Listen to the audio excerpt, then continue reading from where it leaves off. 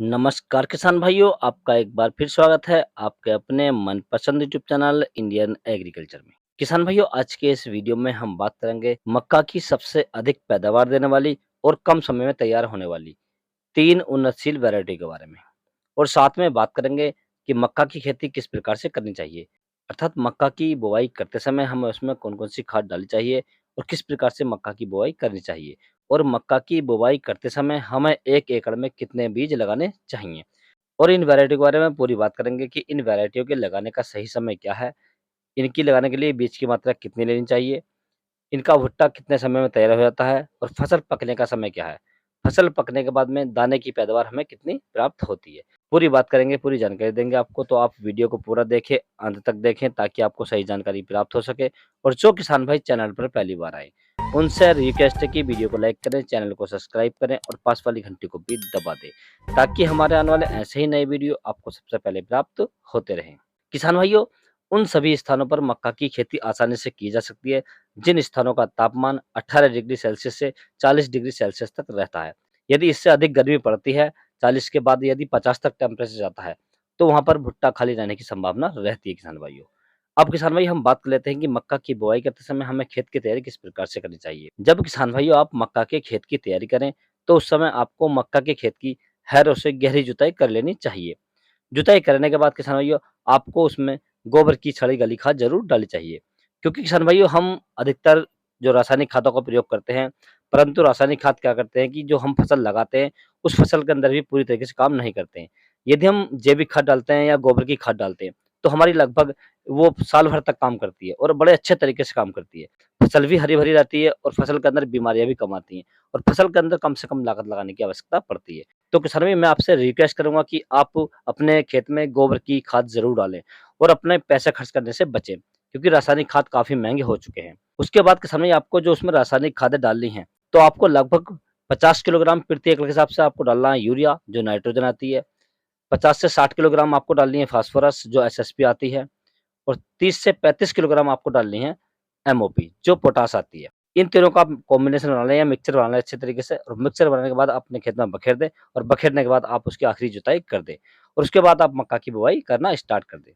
किसान भाई यदि हम बात करें पौधे लगाने की या बीज लगाने की 1 एकड़ में, तो आपको 1 एकड़ में लगभग 40 से 42 हज़ार बीजों की चुवाई करनी चाहिए, जिससे हमें अधिक से अधिक पैदावार मिल सके। यदि हम दूरी की बात करें पौधे से पौधे की दूरी, तो आपको 8 इंच रखनी चाहिए।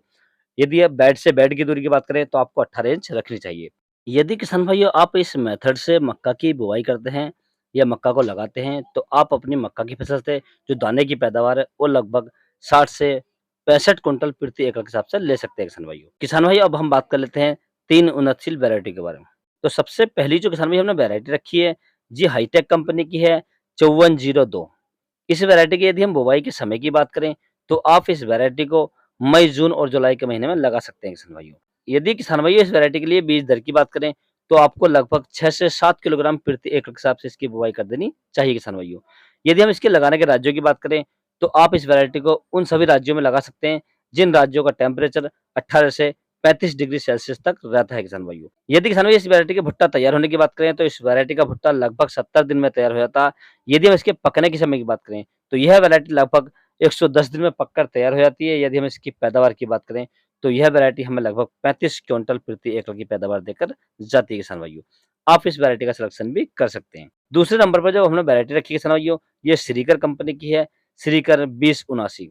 यदि हम इस वैरायटी को लगाने के समय की बात करें, तो आप इस वैरायटी को मई, जून और 20 जुलाई तक आसानी से लगा सकते हैं किसान भाइयों। यदि इसके लिए हम बीज दर की बात करें, तो आपको लगभग 7 से 8 किलोग्राम प्रति एकड़ के हिसाब से इसकी बुवाई कर देनी चाहिए किसान भाइयों। यदि हम इस वैरायटी के भुट्टा तैयार होने की बात करें, तो इसका जो भुट्टा होता है लगभग 75 दिन में तैयार हो जाता है। यदि हम इसकी फसल पकने के समय की बात करें, तो यह वैरायटी लगभग 115 से 120 दिन में पककर तैयार हो जाती है। यदि हम इसकी पैदावार की बात करें, तो यह वैरायटी हमें लगभग 30 से 35 क्विंटल प्रति एकड़ की पैदावार देकर जाती है किसान भाइयों। आप इस वैरायटी का सिलेक्शन भी कर सकते हैं। तीसरे नंबर पर जो हमने वैरायटी रखी किसान भाइयों, यह के 25 जो कंचन मक्का आती है। इसी वैरायटी की यदि राज्य की बात करें लगाने की, तो आप इस वैरायटी को यदि मध्य प्रदेश में रहते हैं, तो वहाँ पर आप इसकी खेती कर सकते हैं, क्योंकि मध्य प्रदेश के लिए ही वैरायटी खास तौर पर बनाई गई है किसान भाइयों।